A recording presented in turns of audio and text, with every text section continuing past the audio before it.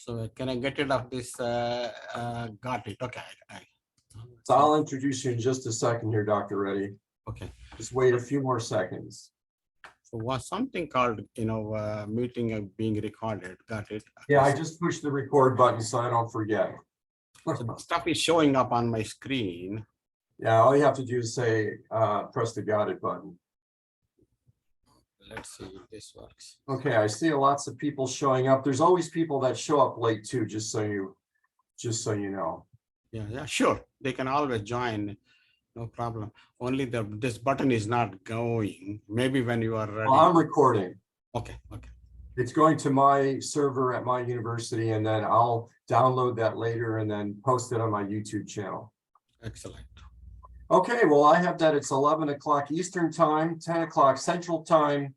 Good morning, good afternoon, and good evening. Thank you so much for coming today. It's my pleasure to welcome Dr. Reddy and all of you to our Dementia Journal Club. Today is the last one for the school year. We'll start again in September, and we're broadcasting live from Nova Southeastern University, my new school. I see a number of people zooming in from Canada as well, so thank you for joining, and I see my lab up in Canada attending, so thanks for coming today. So really, it's my distinct pleasure to introduce Dr. Reddy. I've known him for a couple of years on LinkedIn, so it's amazing how many people we meet these days on LinkedIn, and we're always slow to meet them in person. But Dr. Reddy, I have a very long list of awards and accolades for Dr. Reddy, so bear with me. So Dr. Reddy received his postdoctoral training between 1995 to the year 2000 at the National Human Genome Research Institute at the NIH. He's currently at Texas Tech, so he's a tenured professor and vice chair of research of basic and translational sciences and internal medicine, and a professor of pharmacology and neuroscience, neurology, public health, speech, language, and hearing departments, all those departments at Texas Tech University at their Health Sciences Center in Lubbock, Texas.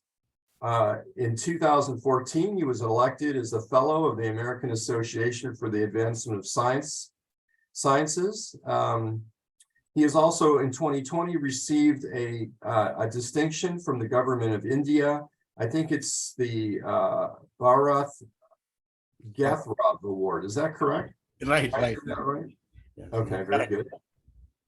He was formerly the executive director and chief scientific officer for the Garrison Institute of Aging from 2014 to 2019, and a former associate scientist between 2009 and 2014 in a division of neuroscience at the Oregon National Primate Research Center. So I didn't know that. That was interesting here. Affiliated with the Oregon Health and Sciences University.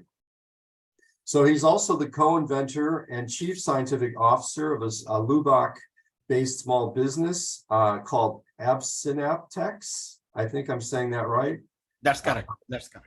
Okay, and so not only is he a scientist, he's a prolific writer, author and co-author of over 260 peer-reviewed papers, chapters, reviews, and so on. And he's published in very high-impact journals such as Nature Genetics, Redox Biology, Aging Cell, Trends in Neuroscience, and so on. He currently has funding. He has 2 R01 grants from the NIH and 2 R56 grants from the NIH. And he also has an H index of 84. So please join me in welcoming Dr. Reddy. I'm going to turn it over to you. Please mute your microphone. And for those of you that are just joining us late, there will be a recording made today, and that'll be posted on my YouTube channel. So thank you, Dr. Reddy. Take it from here. So thank you very much, Ben. It's a kind introduction and knowing you for the last 2 years, and hopefully we'll interact and collaborate in the near future. So as you said, I've been here at Texas Tech for almost like 8 years, and I will be talking about mitochondria and synapse and aging, Alzheimer's disease today. Let's see if I can, why this stuff is not working. Okay, let's see. There's something called a leave meeting, got it on the top. That's not going. You should have control on your end. Mm-hmm. It's not moving. Let's see if I can remove my guys and see if they can remove it.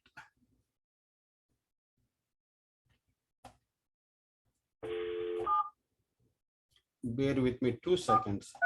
No problem. Your call may be monitored or recorded for quality assurance and training purposes. Thank you for holding. All Health Sciences Center representatives are currently assisting other callers. Please continue to hold.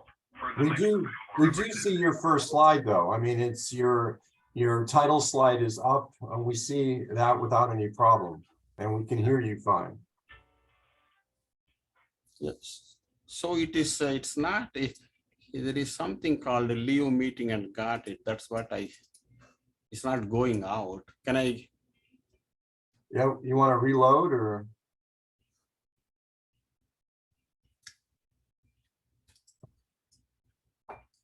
Nothing is happening. I'll just, well, let's try it again. So I've given you permission again to be the co-host. So why don't you try it again? I would suggest maybe just taking it off and then introducing your screen. So stop the share and then reshare again. Maybe that'll reset it. Yeah, it's yeah, it got stuck.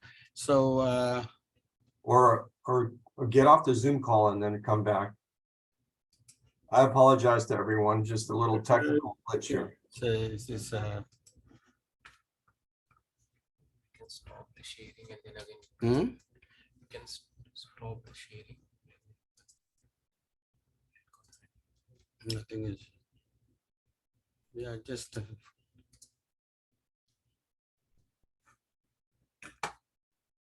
leave the meeting and again you can join. yeah, I pressed it so many times that, but Okay. bear with me 2 seconds. So IT guys will be here. 1 second. What? See, it's totally stuck and I'm not able to see anything. Reddy, you can start from here. This Hmm. It will take some time. I've made you the host and so I think I've done everything from my end I can do. No, you're fine, but just IT guys will be here. So something got stuck here. That's what we are trying to figure out.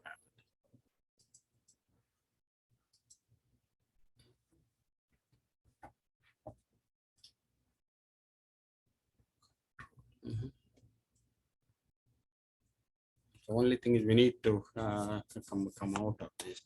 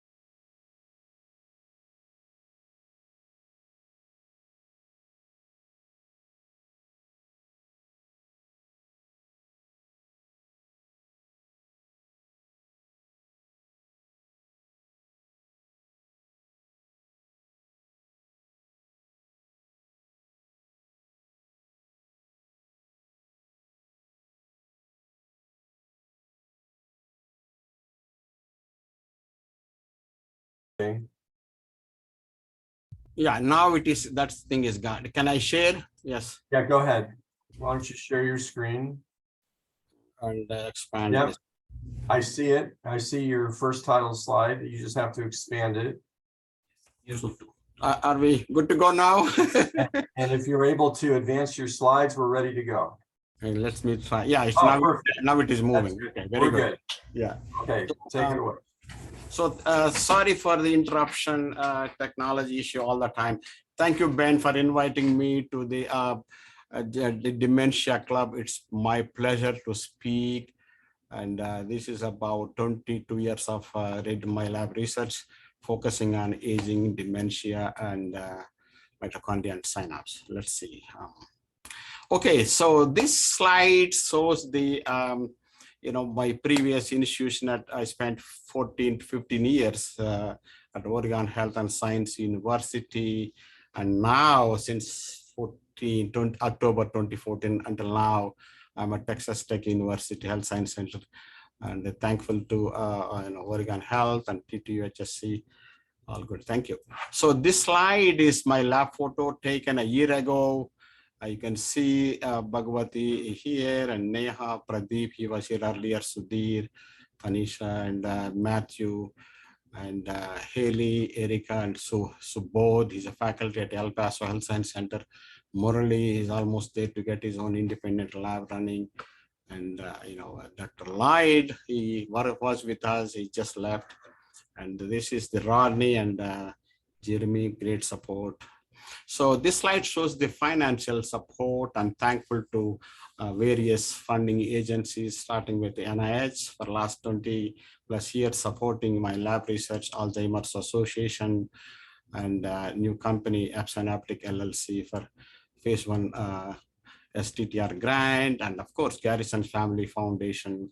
They are close to my heart. They've been supportive for last 8 years, and the TTUHSC Presidential Collaborative Grant. But back in Oregon, I received several pilot grants. That is the Medical Research Foundation, Oregon Alzheimer's Disease Research Center pilot grants a couple of times, and Oregon Partners for Alzheimer's Research.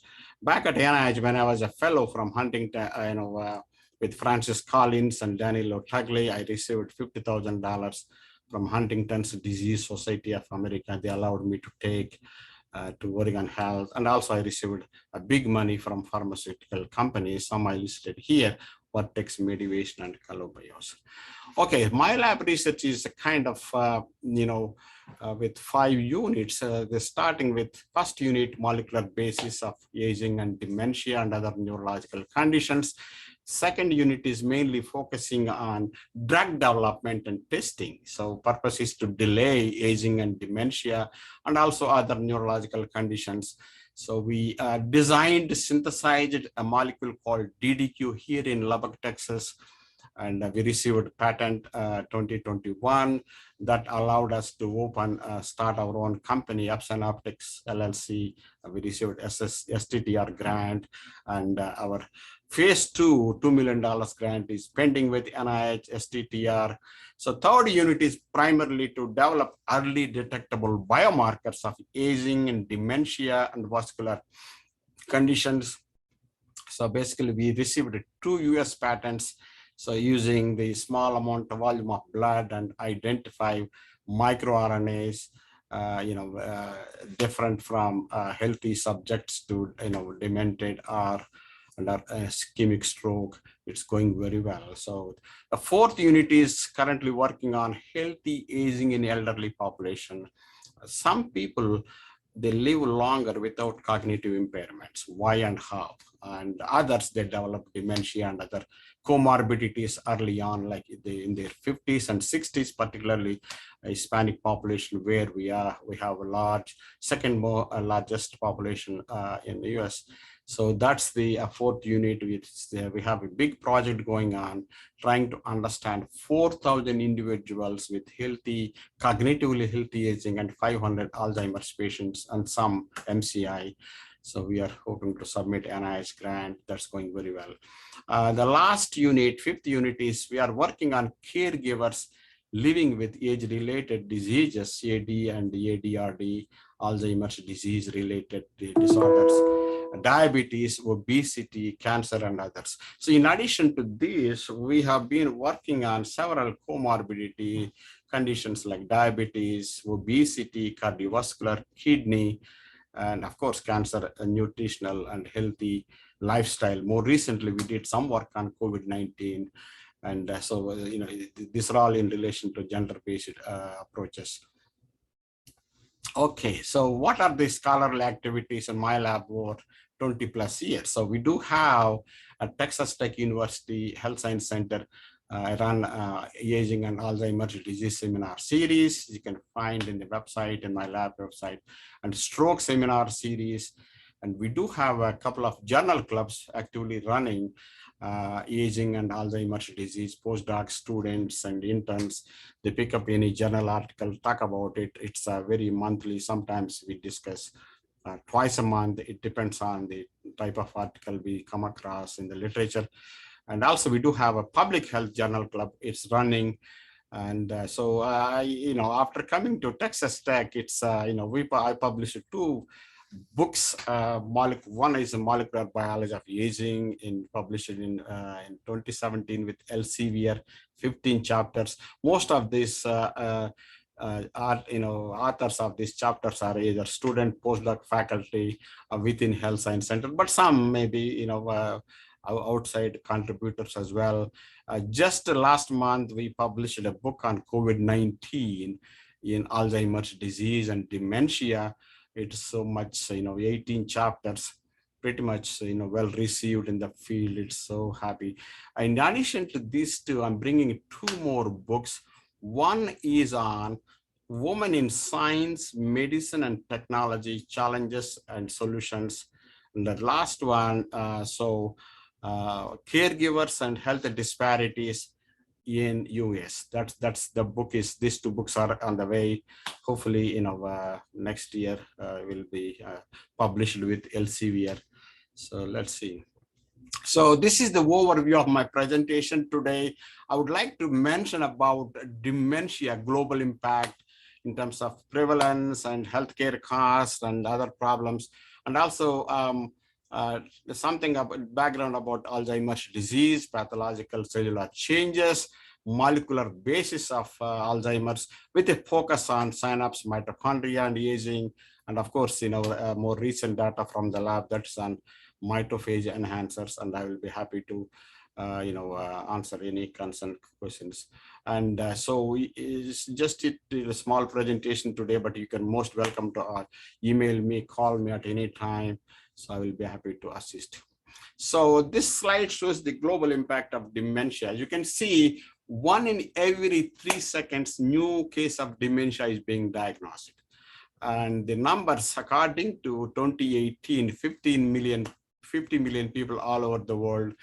That number is expected to go up to 152 million by 2050. There's a huge impact. The growing aging population leading to dementia rates are very high. What about healthcare costs? In 2018, people estimated 1 trillion healthcare costs. That now 2 trillion by 2030. It's a huge economic burden to our communities, governments. Now this slide shows the dementia rates based on income. So if you look at the orange bar here, so it's low and middle income that remarkably increased, dementia rates, whereas in the high income group, dementia rates are slightly increased or pretty much stable. What does it mean? It's income plays a big role on dementia rates. So this is my favorite slide I show all the time. So what is dementia or Alzheimer's disease? It's a late onset progressive condition characterized by memory loss and multiple cognitive impairments. Currently, as I mentioned earlier, 60 million people, including 6 million Americans, suffer from dementia, or in other words, Alzheimer's disease. And 2/3 of women, 1/3 of men are at lifetime risk for Alzheimer's disease. Of course, extracellular amyloid deposits and the intracellular neuropapillary triangles are the major pathological hallmarks. So, coming to the cognitive decline and correlation, these are not the correlate with the cognitive decline. What correlates with cognitive decline? Loss of synapses and synaptic damage. You lose your synapse, you are losing some extent of cognitive function. So and also, what are the brain areas? It's multiple areas of the cortex, hippocampus, and subcortical nuclei. So synaptic loss and mitochondrial dysfunction are early events in the disease progress. This slide shows the risk factors. On the top, you can see modifiable risk factor. That means we have a control. We can, work on it and make sure we are, age with, gracefully. So look at a diet, healthy diet, and traumatic brain injury, diabetes, other comorbidities, and cardiovascular factors, metabolic syndrome, smoking, obesity, and depression is another, contributing factor to dementia. So these are modifiable. So non-modifiable factors, what does it mean? We don't have any controls. Age, we get demented. Apolipoprotein, cholesterol gene, apolipoprotein allele 4. It has 3 alleles, 2, 3, 4. If you carry allele 4, you are at risk for dementia later in life. And of course, Down syndrome, which carries extra APP allele chromosome. The gender, 2/3 of females and 1/3 of male lifetime risk. In addition to that, major factor here in non-modifiable mutations. So that is the APP amyloid precursor protein 1, in presenilin 1 and presenilin 2, amyloid precursor protein. I mean, there are 4 alleles, but this is the major one. And of course, genetic polymorphisms and multiple genes. Some I listed here. So this slide shows the cellular changes over the period of times, several years of intense research from many laboratories, including Ben's lab, my lab, all over the world. So suggests that multiple cellular changes are involved. Mitochondrial fragmentation, loss of synapses, amyloid deposits, and microglial activation, neurofibrillary tangles, and neuronal loss. All these conditions, in addition to cell cycle deregulation, hormonal imbalance, leading to dementia in elderly individuals. So what about therapeutics? So, but not much drugs are available. So currently, based on these cellular changes and others, several, clinical trials, preclinical trials in animal models, and clinical trials in the Alzheimer's patients are being conducted. More recently, 2 drugs have been approved by Federal Drug Administration, US. One of them is the amyloid beta, maybe both, monoclonal antibody that we call it as aducanumab. Company called Biogen, they developed it, and in FDA approved in June 2021. It is highly debated drug, and time will tell the future of this drug. And second one, more recently, another company working on, again, amyloid beta antibody. They call it as a lecanemab. So this recently approved, and these drugs are very expensive. So this slide shows the amyloid beta formation, APP processing. What does it mean? This is, I mean, it's every presentation I show this slide to students and postdocs and faculty. It's very important. On your left-hand side, you can see alpha secretase based non-amyloidogenic pathway, meaning the cleavage occurs right in the center, leading to APP soluble alpha and CAT3, the entire area. So this, the brick called amyloid beta, further cleaved by beta secretase here, and gamma secretase form a small fragments, and these fragments are clear, from the neurons and the brain that allow us to be healthy and cognitively normal. On the other hand, on your right-hand side, beta secretase based amyloidogenic pathway. What happens here? Cleavage occurs at the beginning of the APP, leaving soluble APP beta and C99.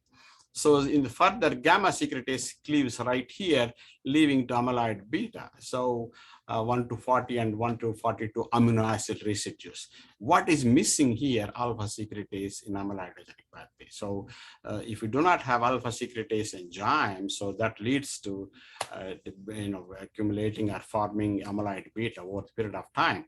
So this is the toxic, whether it is 42 may primarily forms photofibrils, oligomeric A beta, and all sorts of toxic fragments. So these, whether 40 or 42, they accumulate in multiple cellular compartments, including mitochondria, lysosomes, and leading to mitochondrial damage, synaptic dysfunction, microglial activation, and also promote phosphorylation of tau, another pathological hallmark. So on your right hand side here, we actually let me go back, demonstrated amyloid beta,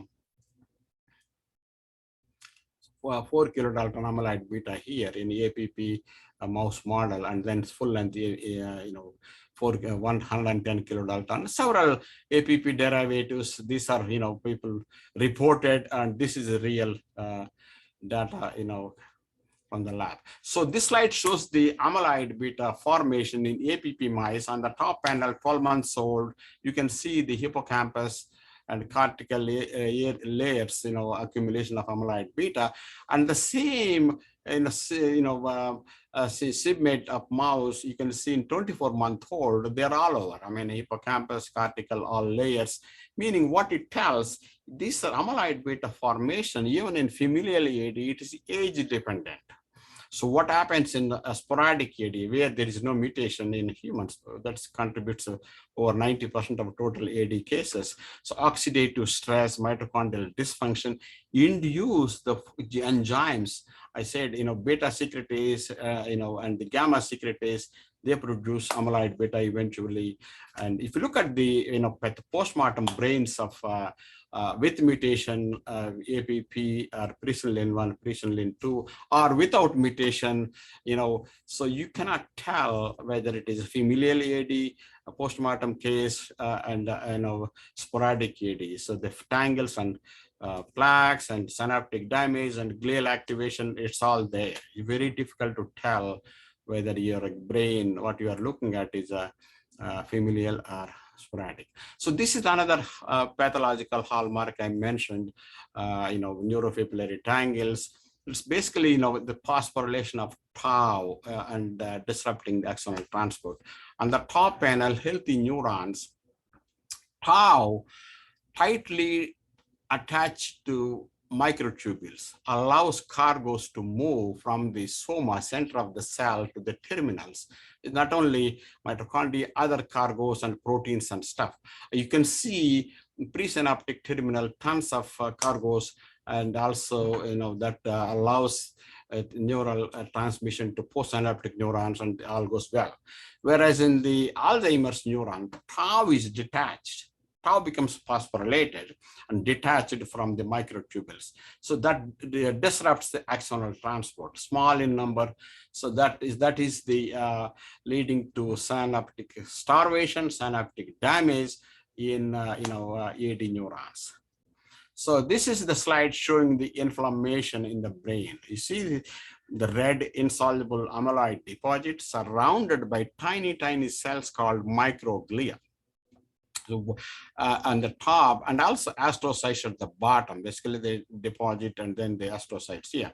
Why they are there? They try to engulf. In other words, they try to swallow the insoluble amyloid deposits. That doesn't happen, right? So you still see the glia and right there in the deposit. They don't give up. They produce more and more glia. That leads to inflammation in the brain. That's the major research currently in Alzheimer's field.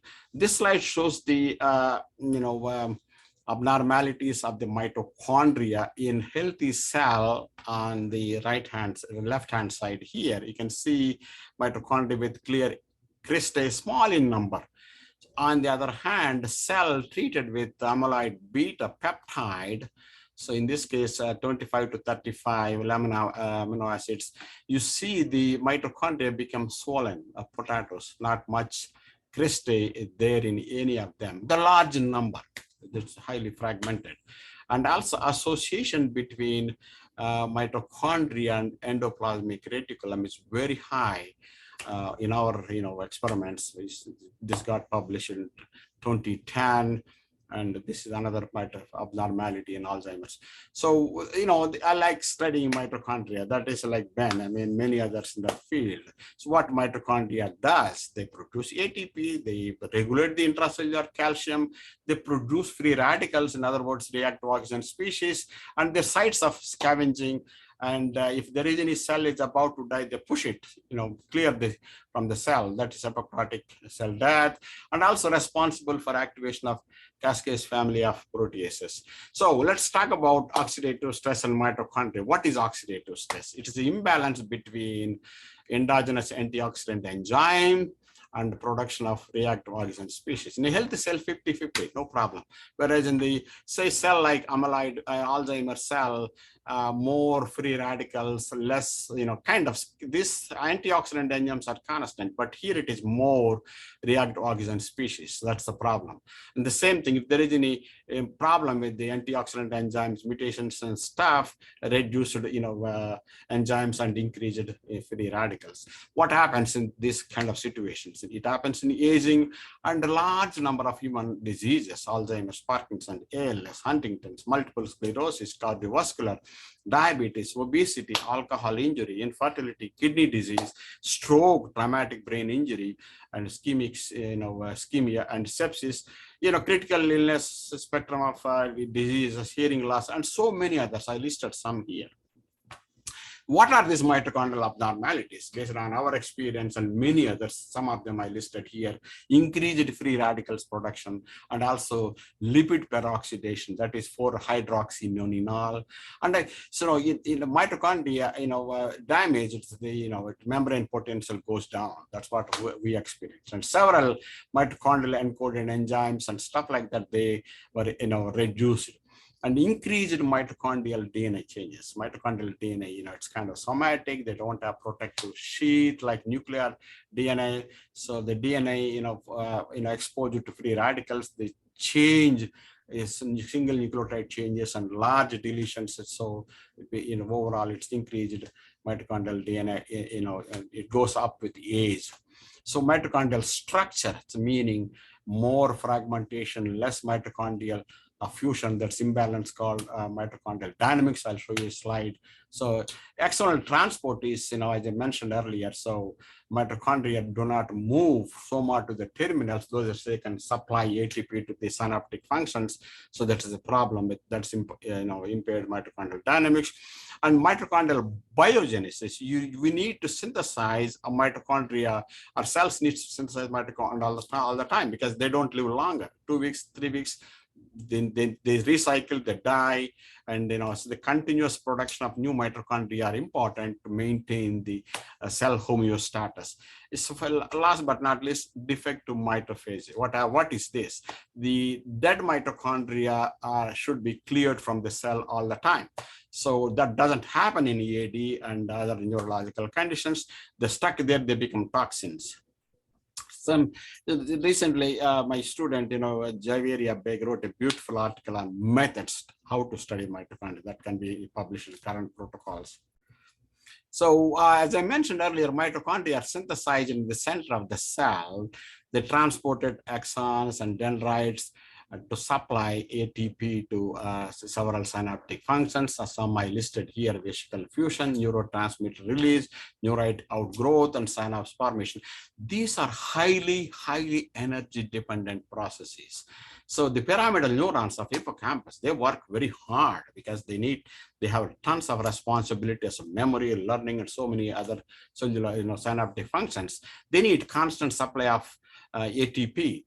But cell does the job, but here it is more demand. The demand, not able to maintain the, some of these, pyramidal cells. But that's what the more inactive mitochondria are there. They don't produce ATP. That leads to synaptic starvation and cell death.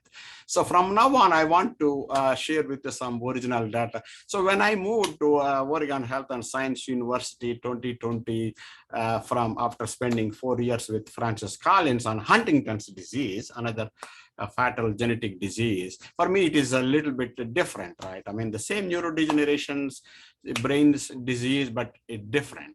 So I looked at the mouse model called TG2576, I listed here.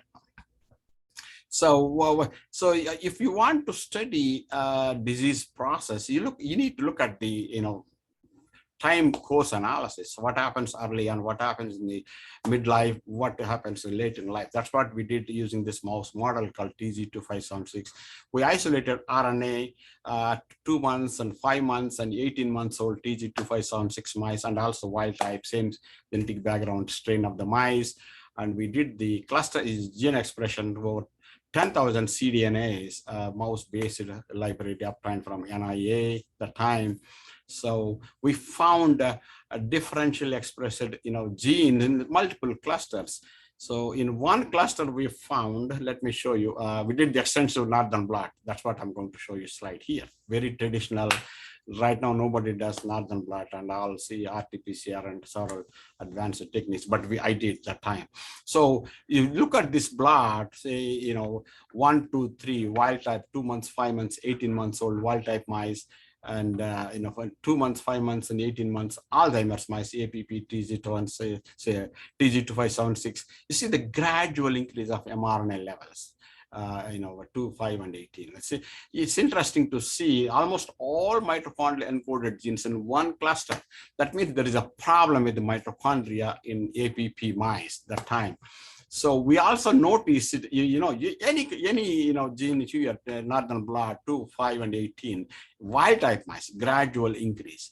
So it not only APP mice carrying the mutation, frame shift 670, 671, but also just aging mice, 2, 5, 18, there is a problem with the aging process. That's what our findings were. So what we did, what is this link? Why we see increased production of RNA of mitochondria encoded genes? It's kind of mechanistic things. We did the simple experiment. We did look at the antibody called 8-hydroxyguanosine, the marker for oxidative DNA damage. We did the staining with the wild type and the APP mice, I think 7 months old, and you see, increased immunoreactivity of this marker called 8-hydroxyguanosine in the APP mice hippocampus and several layers of cortex, but very little in the wild type mice. So that means there is a DNA damage in the APP mice carrying the mutation, 670, 675 frame shift. So based on our gene expression data, this is our hypothesis, or in other words, a model to work with the time. So we propose that mutant APP or soluble amyloid beta enter mitochondria and induce free radicals that leading to mitochondrial damage or dysfunction. So to compensate that mitochondrial dysfunction, mitochondrial encoded genes were upregulated. You see the earlier northern blot, the progressive increase of mRNA. So that the compensations, occurs to some extent, young and middle-aged mice. In aged mice, there is no compensation leading to neurodegeneration and memory loss. That was our hypothesis that time. And what we did next, continuation of our discoveries, what is the link between mitochondria and amyloid beta? We did the isolate mitochondria from the cortex and hippocampal tissues and purified using the transmission microscopy, and prepared the protein lysates, run it on a simple gel, no fancy stuff. So you can see 4 kilodalton amyloid beta in TG2576 mice, lane 3 and 4. And so we see amyloid beta is there, whether it is 40 and 42, we do not know the time. Then what we did was actually we took the gradient gel, run the same protein lysate. You can see clearly 40, and 42, shorter form of A beta and longer form. That tells that both are associated with mitochondria. So next what we did was, what does it mean to us? There is amyloid beta, mitochondrial amyloid beta. So it's something to do with the, free radicals. That's what we did here. We measured soluble A beta 40 and 42 in 2 time points, 2 months and 17 months. There is a gradual increase of, free radicals along with age. So that tells that mitochondrially, produced A beta induce more free radicals. That's our mechanistic thing. And then we went to postmortem brains in next study. So we got several postmortem brains from Harvard Tissue Resource Center at that time. That was 2000, 2001, as soon as I went to Oregon Health. So we got 5 controls, cognitively normal, that's what they say, Braak stage 1 and 2, early Alzheimer's, you can say Braak stage 3 and 4, Braak stage 5 and 6. So we wanted to look at the mitochondrial genes. That's what our interest was, right? The DRP1, one of the proteins critical for mitochondrial division, in other words, fission, and its receptor called FIS1, and mitochondrial fusion, MFN1, MFN2, optic atrophy. You can see the DRP1 levels were increased with the disease progression, Braak stage 5. But when you look at the postmortem brains, it's not like perfect like mouse model, that heterogeneity of the postmortem brains, so case to case difference. But overall, gradual increase of DRP1 and also its receptor FIS1. More fission proteins, on the other hand, fusion proteins gradual decrease. MFN1 is very critical protein, MFN2 as well. So cyclophilin D also increased. That's what we found. We quantified, and you can see. And what is the next step? We found DRP1 increased. What does it mean in terms of mechanism? So we did the immunoprecipitation, co-immunoprecipitation using the amyloid beta precursor protein antibody, that 6E10, that recognizes full-length APP and its derivatives, mainly 4 kilodalton. The lane here, you can see, you need to make sure your antibody is very specific to your target antigen protein. That's what we did here. 6E10 IP, Western blot 6E10, and here other way around. We did the immunoprecipitation with the DRP1, Western blot with DRP1, and on the right hand side here, sorry, one more. See, just as I mentioned, DRP1 IP and Western blots with 6E10. That's amyloid beta antibody. There is a gradual increase of this, full-length protein and also 4 kilodalton. But here we did one more oligomeric antibody. They call it as A11. That time, UC Irvine group, they designed, synthesized, it is popularly used. And we also looked at that antibodies, there is gradual increase of oligomeric A beta here. That tells that not only monomeric amyloid beta associated with the DRP1 mitochondrial protein, but also oligomeric. So it's kind of, there is a increased levels of interaction between DRP1 and amyloid beta, leading to mitochondrial fragmentation. Then what we did, we took those DRP1 antibody and 6E10 antibody, that's amyloid beta antibody, we put it on a primary culture. So the Marcus Calkins, I'll show you some of his presented data in the lab. He did his PhD, making the primary neuron from embryonic, 18-day and also up to 6 months postnatal. So he mastered the technique in the lab. So that's what he did. He took a day 0 primary hippocampal neuron and labeled with probed with the DRP1, same neuron probed with 6E10. You see these two 6E10 and that's A beta and DRP1 perfectly co-localizing. That means there is a physical interaction. This confirms our earlier co-immunoprecipitation data.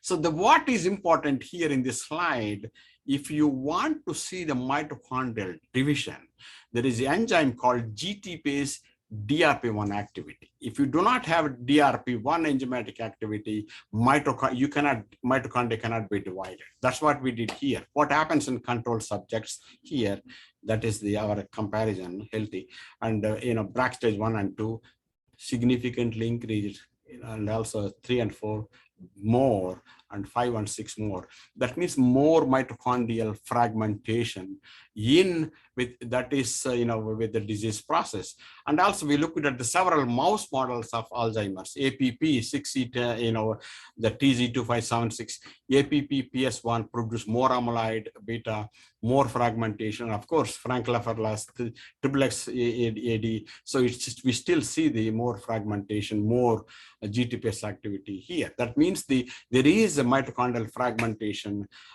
more that link it to DRP1 interaction with amyloid beta. So this is the Marcus Calkins. He spent a couple of years in the lab, published 13, 14 articles. The time when he came to the lab is very timely. We want to learn how a mechanistic component between amyloid beta and the DRP1. So he cultured the cells, as I mentioned, day 0, embryonic to day 0, and day 0 is fine. You can, you can chop the pups and take the tissues out and have cortex and hippocampus, but animal will be ready for the next, breeding. Otherwise, the TG2576 animals are very expensive. That time, 500, and now I do not know how much. But anyway, so we saved all the females for the, more, but Marcus was culturing it all the time, and, looking at the mitochondrial, live imaging back and forth with all this tagged proteins or transfections with mitochondria encoded, cDNA and stuff. The lab was highly productive. It's, top of the universe. But anyway, so he studied the mitochondrial biogenesis, defective axonal transport, and abnormal mitochondrial dynamics, synaptic digit, you name it, he studied using the primary cultures of APP mice. Amazing stuff. So, so if you look at the left-hand side here, normal mitochondria in wild type mice, cristae, and all the stuff, whereas the APP mice fragmented tiny things, so many, large number. And also, mitochondria are fragmented, the length is, kind of reduced, so many dead. You can see the impressions of the mitochondria, but then he quantified a length and the number. So it's the length is significantly reduced and the mitochondrial number is increased. That is this major discovery. And also he did quite a bit of mitochondrial transport. You can study, you look at the HMG article 2011 from my lab. And Maria Manjak, what she did, very significant contributor to the lab, backbone of the lab. She's still here. So she looked at the mitochondrial functional aspects. So free radicals, lipid peroxidation, cytochrome oxidase activity. It's a very marker for cytochrome C activity enzyme and also ATP. So free radicals and lipid peroxidation gone up, cytochrome C oxidase and the ATP levels gone down with the age, 6 months, 12 months, and 24 months. So in the APP mice, it's amazing stuff.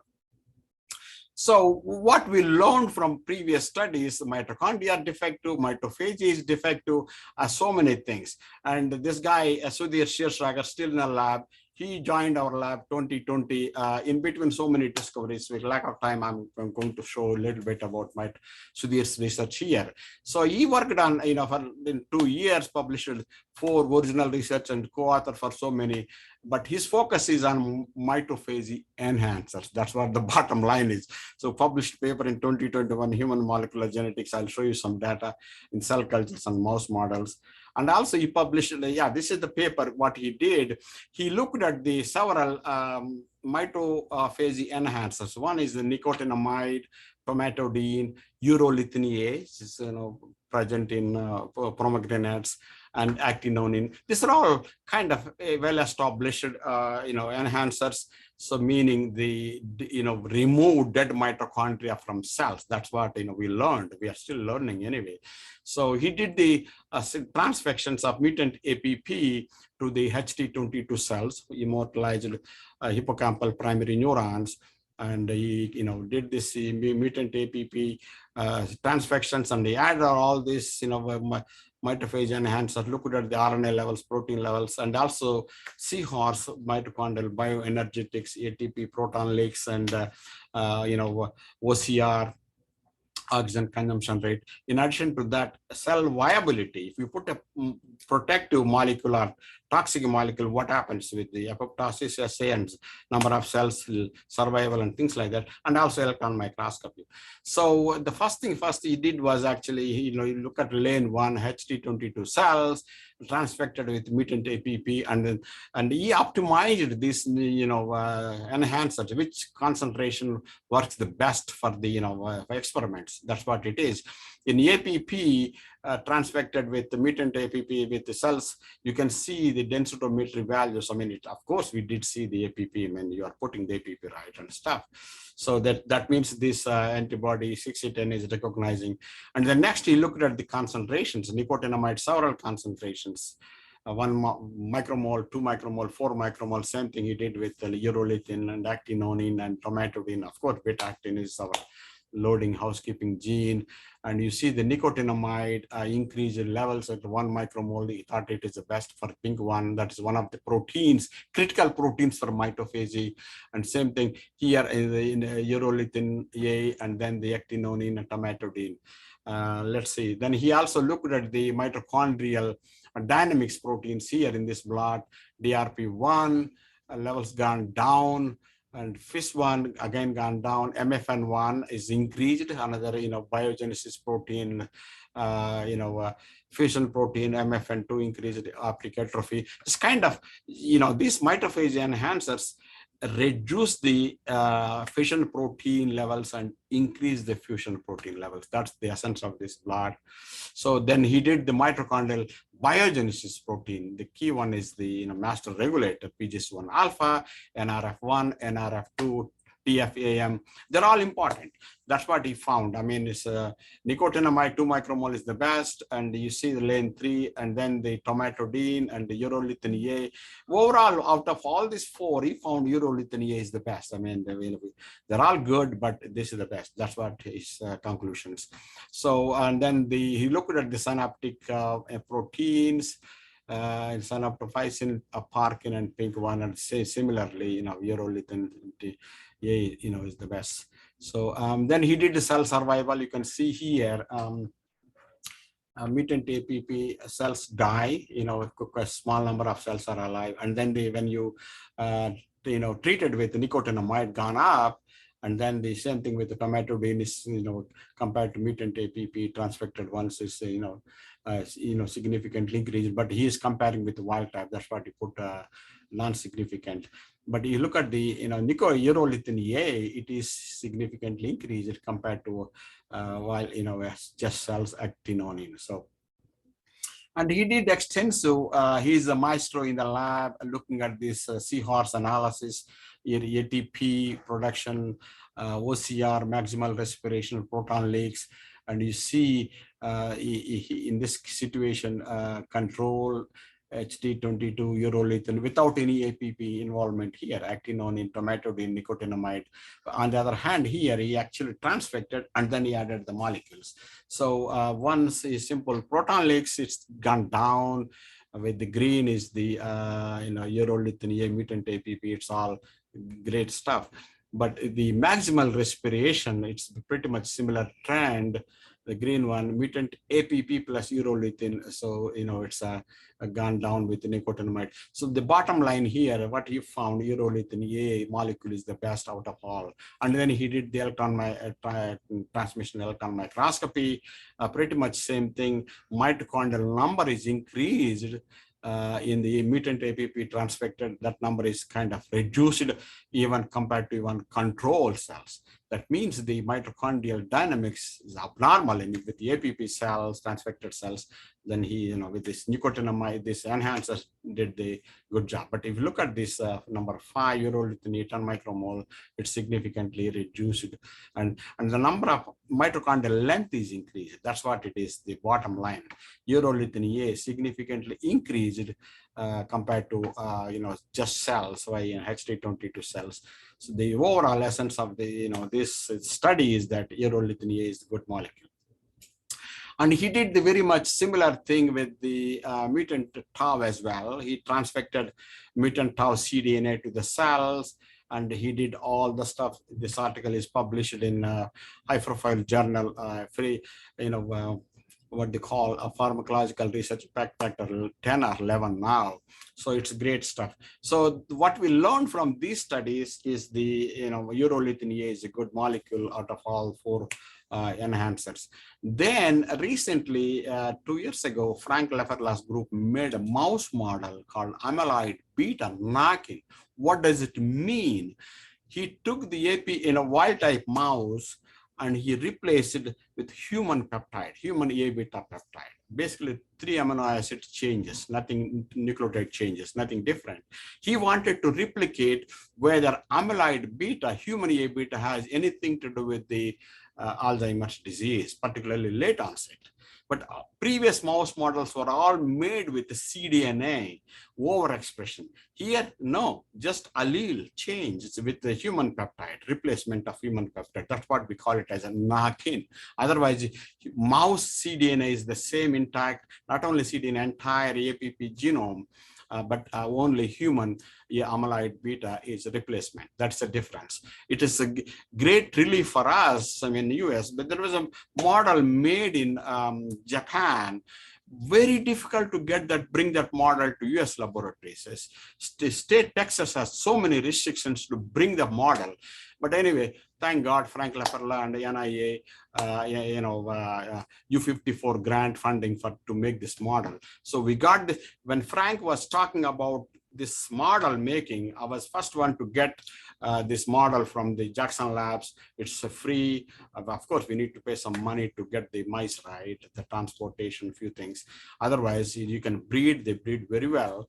So, you published great stuff and concluded that the late onset, disease changes in inflammation and cognitive decline late in life and a few things.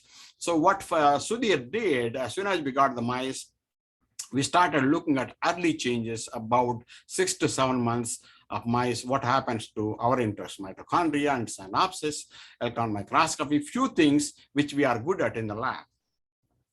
So that's what we characterized. Then with the discoveries of mitophagy enhancers with the mutant APP cells and mutant tau cells, and Sudhir decided to try this mitophagy enhancer, urolithin A, that's the best we found, and also green leaf extract we call it as EGCG.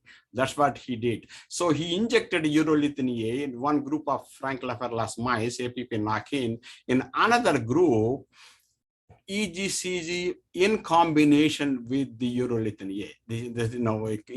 In other words, whether multiple drug treatment can do better job than the single one. And you can see what he did behavior, real-time PCR, protein, immunoblasts, and immunofluorescence, ELISA in this model, treated, untreated, and mitochondrial function, which we are good at doing these things, mitochondrial number and length, and of course, Golgi Cox, number of synapses, the synaptic bulbs. So the first thing what he did was, before we went to injecting the mice, APP knock-in mice, these things, we wanted to know mitochondrial bioenergetics. This is the a cell culture experiment. You can see control here, and then the HT22 cells with the mutant APP here, respiration gone down, and then of course the green urolithin A with the APP transfected cells and the EGCG, we tested individually. So what happens with the urolithin A alone, what happens with the EGCG alone, and in combination. The bottom line here, combination is actually did show a maximal respiration highly significant. Same thing with proteolysis and ATP production. So this is the base for our mouse studies. And this is the slide showing the behavioral changes. The top panel, rotor rod, open field, and Morris water maze and Y maze. We have a good setup in the lab. So the rotor rod data shows that these animals, the double dose treated mice, they stay longer. That's what you see the green bar here. And of course, urolithin A is also good. But the red stuff, APP mice alone, they don't do a good job in the rotor. They cannot stay too long in the rotor.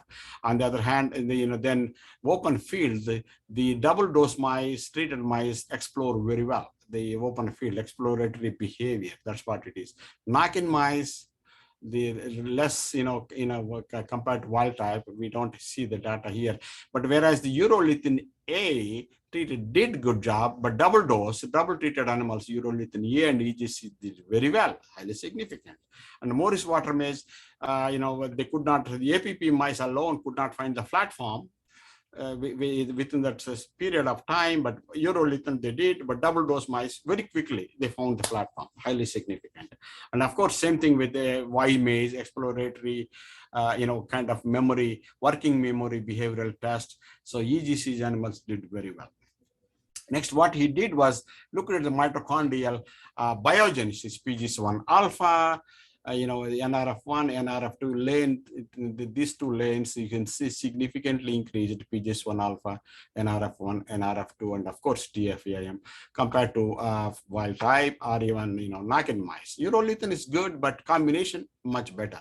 And then he did the immunostaining as well. That's not only cortex, but here it is hippocampal focused, thing, wild type, PGS1 alpha, knock-in mice, they're all reduced. Urolithin increased, but double, treated mice, they significantly increased. It's well demonstrated, high quality data. At the same time, he also did the mitophagy critical proteins, PINK1 and Parkin, and of course, synaptophysin and PSD95. That's what we study mostly in the lab. So wild type, normal baseline level of expression of PINK1, Parkin, synaptophysin, PSD95. Knock-in mice reduced significantly, whereas the urolithin treated mice increased compared to knock-in and even wild type. And the double dose, urolithin plus EGCG is highly significant. So it tells that mitophagy genes and synaptic genes were significantly upregulated in double treated mice. And of course, then he looked at it's very important. When you are trying to see this Alzheimer's pathology or progression, you need to understand cell type, what happens with the neurons, what happens with the glia, what happens with astrocytes. That's what he did here. In the wild type mice, NUN represents the neuronal marker. And see the reduced neurons, hippocampal neurons here, whereas urolithin increased. But urolithin and EGCG treated mice significantly increased immunoreactivity of NUN. It's amazing. That is just opposite here. IBA1 represents the microglia, GFAP astrocytes. They were significantly increased in the knock-in mice, reduced and highly reduced in the double treated mice. So the data is very authentic, very convincing, and this double treated, the EGC, urolithin A and EGCs did very well in enhancing the neurons, reducing the microglia and astrocytes.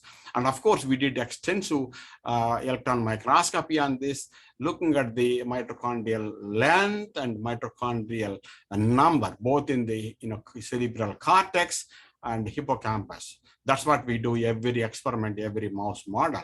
So you can see mitochondrial length significantly increased in the urolithin A and combination treatment, whereas that's reduced in knock-in mice.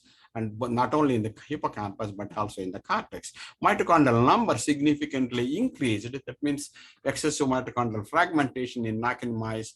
That fragmentation is reduced, compared to, knock-in mice to urolithin A treated mice, and of course combination. So telling that the mitochondrial fragmentation is reduced and mitochondrial length is increased. The next slide, part of this study was the mitophagy, where impact of mitophagy and enhancers, right? So that's what he counted mitophagosomal formations in all the treatments. This is very important. Wild type mice and the knock-in mice. So hippocampus, of course, we looked at the cortex as well, but he's showing the hippocampal data here. Urolithin, the removal of the dead mitochondria, in meaning more mitophagy, mitosomal formations, and that is significantly high in number in urolithin A and EGCG. If you want to look at the mitophage, this is the mitophagosomal formation is the critical experiment, the number of mitophagosomals to tell your molecule is impacting. Not only mitophage enhancers like what we, urolithin and things, if you have any other molecule and protective or toxin, mitophagosomal formation is the fundamental to tell, the dead mitochondria are removed from the cell. So then we looked at the mitochondrial function, right? Lipid peroxidation marked by 4-hydroxynonenal, of course, mitochondrial ATP and hydrogen peroxide. You can see lipid peroxidation is increased in the knock-in mice compared to wild type, but that is significantly reduced in urolithin, further reduced in urolithin and EGCG, and ATP levels just opposite. So knock-in mice ATP levels are significantly reduced compared to wild type. These were increased in urolithin treated mice and further increased in the urolithin and EGCG. Of course, the hydrogen peroxide and lipid peroxidation levels were very similar trend. I mean, knock-in mice, more free radicals and reduced in urolithin treated, and of course, EGCG. So morally in the lab is the best in looking at the synaptic Golgi-Cox analysis. What we did here, we cut the entire brain, we removed the brain and put it in the special solution. We have a collaborator back in Maryland, and they send us the solution, and we ship them. So they do keep this, the entire brain for a week or two, and then they cut 50 to 100 microns thickness slices, and they ship us. Then morally carefully looked at the cortex, you can see here, and also hippocampus, and you see the knock-in mice compared to wild type is reduced, whereas urolithin treated knock-in mice, the number of dendrites and the dendritic number and length increased, whereas the double treated mice, urolithin and EGCG, highly significant. So that's the data presented here, dendritic length and number of spines. This is the fundamental. If you want to assess the synaptic function, cognitive function, you need to measure number of synapses and synaptic length. That's what we found, increased in the hippocampal synapses and length and number here. And we quantified in both cortex and hippocampus. So then the next thing is, when you are talking about Alzheimer's disease, the first thing comes to people's mind, amyloid beta. Did you measure either deposits, which we don't find in the Frank-Leferlas knock-in mice, but soluble, insoluble, soluble? Yes, that's what he reported. We also found, and in earlier paper, 7 months old, we detect 40 and 42. What happens with urolithin treated and urolithin and EGCG combination treated mice? That's what it is. Knock-in mice, significant, the 40 levels are significantly reduced, and that was further reduced in the double treated mice, and the 40 and the 42, similar trend. So based on whatever I showed you, this is the summary bullet points. So impaired mitochondrial dynamics is present in AD cells, AD mice, AD postmortem brains, and synaptic proteins were reduced in A beta and tau producing cells, and A beta and tau interacts with the DRP1. So I did not show you the tau interaction data, but that was another paper in HMG, Manjak and Reddy 2012. But the increased GTPase activity is the problem. That's what more mitochondrial fragmentation. And of course, PINK1 Parkin, synaptophysin PSD 95 levels were reduced in cells and mice, and mitophagy is defective. That's what we found. I mean, it happens with early on. People think that it is a downstream effect. Answer is no. Mitophagy is defective early on in the disease process. Look at all our papers. So mitophagy enhancers are protective against defective, mitophagy. That's the recent paper. You saw the data, right? Combined treatment of urolithin A and EGCG is better than single treatment, either urolithin A or EGCG alone. So this is my family. Without these people support, I'm nothing. Every day I'm in the lab, 16, 17 hours. So these people were taking care of me. And let's start with my wife. She's a faculty at TTU. She got her R01 recently. She's enjoying. She's busy bee now. My daughter, MD, PhD candidate, she finished her PhD part early this year. She's finishing her MD, final year MD. She will be finishing entire MD, PhD next January. So, oh, what happened? And so Rohan, 9th grader in Lubbock High. That's the people say it's a good school. So that's what. And Anya, she's a junior in Lubbock High. She's certified lifeguard. She's a good swimmer and competitive swimmer. And Rohan is also a good swimmer. And I will stop here, and then I will be happy to answer anything, everything. That's great, Dr. Reddy. Thanks so much. Very interesting talk. So while people are formulating their questions, I'll ask you a couple of quick questions. Sure. So you did a bunch of work with mitophagy enhancers, and I was just wondering, with regard to that, did you first find any sex differences, number one? And number two, was there a maximum age or an optimal age at which the mitophagy enhancers worked? So our experience, I mean, so Sudhir started working in 2020, he's still doing the same work. So we wanted to know what are the mitophagy enhancers and how they work. Of course, that's what we started with cell cultures. These are the HT22 cells.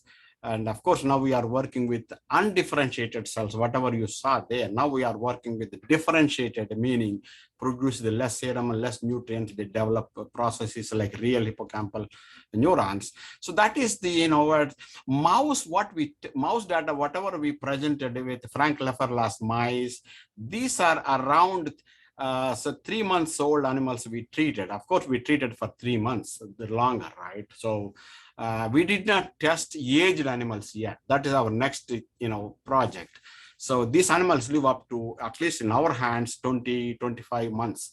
So whatever data you use, what presented, published, it's very early, like 3 months old animals we started treating. So it's the mitophagy enhancers works very early. That's our experience so far. What happens with the late on, like aged animals, advanced, that that's what the Sudhir's next project. We are housing these animals and preparing all the solutions and stuff. That's what it is. So did I answer? Yeah, very good. So I see Dr. Gaforian has her hand up in the audience. Please. Yes. Sorry. Thank you very much for very engaging talk. I have two questions. One is that you have measured various aspects of mitochondria. So based on the mitophagy experiments, you decided that nicotinamide was good, mitophagy proteins, I believe it was. And then later on, you moved to this other chemical, urolithin A. Yes. Based on other experimentations. So based on your experience, I wonder which of these mitochondrial aspects do you think will correlate better with then later on mouse model or maybe in human. So you've done biogenesis proteins, mitophagy, synaptic proteins, and oxygen consumption rate with seahorse. Which one of those would you say, if you want to do one of these mitochondrial endpoints, which one would you say will work better or will correlate better with actual in vivo, whether it is human or animal? Very interesting question. So I was like you 2 years ago, more curiosity about this mitophagy enhancers, because see, at the end of the day, we all know there is oxidative stress, there is a mitochondrial dysfunction in Alzheimer's neurons, Huntington's neurons, Parkinson's neuron, ALS, multiple sclerosis. Mm-hmm. So it's very, very curiosity to know. There are mitophagy enhancers people published. Of course, we published recently, but before us, so many groups. There is a paper came out, Nature Neuroscience, but Evandro Fang, when he was at NIA, he published a great paper in Nature Neuroscience looking at different species and also presenilin 1 APP mice. I mean, that was and I invited Dr. Bohr here, he gave a seminar. It's all great stuff, but curiosity for us, it's very important, right? Urolithin, actinonin, tomatodine, nicotinamide, these are the things people studied, not only in the mouse models and also cell cultures. So with the zero knowledge about this enhancer, their activity, with simple experiment, what Sudhir did was just throw these enhancers into this just cells without any APP. If you look at the left hand side image here, control, and the HT22 cells, and with urolithin A, nicotine, actinonine, tomatodine, and the nicotinamide. To me, this molecule urolithin A, you look at the maximal respiration. This is the best actually, and the same goes. I mean, followed by others too. I mean, it's the green stuff. Actinonine is not bad at all. They're all great stuff, but urolithin A, just cells, normal condition, no APP, no tau, nothing. So this is the urolithin A did very well. I mean, and then of course we did this. Then he transfected with the mutant APP cDNA. And then you see, the pretty much similar data he found. It's maximal respiration is very high in cells transfected with mutant APP and urolithin. Yeah, I mean, they're all great molecules. This led us to move forward with the mouse model. There was a criticism because of the Evander Frank published a paper in in APP PS1 mice. What is the specialty about your study? That's what we tested this molecule EGCG, green tea extract, and then we did the combination work with the green tea and urolithin, and see whether urolithin alone, alone is good or combination is better. Of course, urolithin A alone is good, but there was some criticism I have to share with you, being honest and open to everybody. So the clinical trials data, I mean, I don't know how many patients have to see the paper. They say that urolithin A is great. It did not show very promising, significant data with Alzheimer's patients. So keeping that thing in mind, we did treat in a way the combination, right, in the model, at least in Frank Lafarlas epipnakin, urolithin plus EGCG. But there is no clinical trials conducted in combination. The EGCG, there are some clinical trials going on. That's what I want to share with you. But the urolithin A alone, yes, there is some publication. That's what one of the reviewers of the recent grant application mentioned. So I have to see it. But there is no clinical trials with the combination therapy like what we did in our Frank Lafarlas mice. Yes, so you're relying mainly on seahorse experiments and oxygen consumption rate. Yes, that is the, I mean, some people believe in seahorse. I believe because we have this machine for last 8 years in the lab. We mastered it, how to use it. And I strongly believe this is very seahorse, data is very authentic, very, if you want to know a quick answer, just do the seahorse experiment and see what you get. It's just respiration, proton leaks, ATP. It gives so many things to make sure you are, your animal experiments are human data is going to be what you can expect, if not 100%. Thing, but you can expect what is going to happen to your preclinical and clinical trials. Yes, yeah. With micromolar dose, I can see you have used things like resveratrol from Reddy. Yes. Also has similar. Yeah, so I maybe early on back in Oregon, 2003, we did quite a bit of work on resveratrol, with my former postdoc, Timapa Anaconda. Wow, he was crazy about resveratrol stuff and lifestyle factors. Resveratrol is very great stuff. We did publish actually in Maria Manjak's 2010 article, I think, if I'm not wrong. So the only, some of these molecules may not penetrate, get into the mitochondria. I mean, you need to, your molecule should get into the mitochondria, right? So it maybe they got stuck in this cytosol. Some extent they may, that's what my lab is. Look at the MitoQ. We did quite a bit of work on MitoQ and SS31 mitochondria targeted small peptide, and the DDQ, our own molecule synthesized, designed, synthesized. It does get into mitochondria. If we have a patent, we have a company. So I think resveratrol is great stuff overall cell. but how it's kind of people criticize. I like resveratrol. I would like to eat, every day. So there's no adverse effects about resveratrol. It's it's a melatonin, another molecule we worked on earlier. It's anti-sleeping, and it promotes the sleeping things and stuff like that. The melatonin and resveratrol, we did see great stuff. But on the other hand, MitoQ and other mitochondria targeted molecules did show better, positive data than resveratrol. That is our experience. Thank you. Dr. Reddy, I see one question in the chat box, and we are over time, but I think you might be able to answer this fairly quickly. So this is from Dr. Adlimigadam. She's asking if you looked at the effect of mitophagy enhancers against p-tau. Oh, that's a $1 million question. So we are working with the agencies. Definitely, that is next target. I mean, we do have P301L mice for last I would say 15 years here. Ever since that guy Louis Jada published the paper, we have the mice here. So we published quite a number of papers on the tau mice.